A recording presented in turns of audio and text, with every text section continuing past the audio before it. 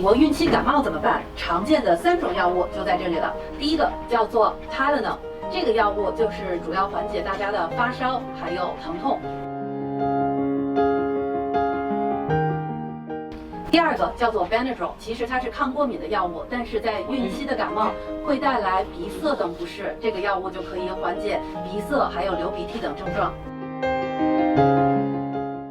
孕期咳嗽怎么办呢？在孕期的咳嗽可以使用这个药物，叫做 Robitussin， 这个是在药房当中最常见的，是非常安全可以使用的。您的医生可能会让您找到一个药房买这个药物，那么请您记住叫做 Robitussin， 主要治疗咳嗽还有嗓子的各种不适。谢谢。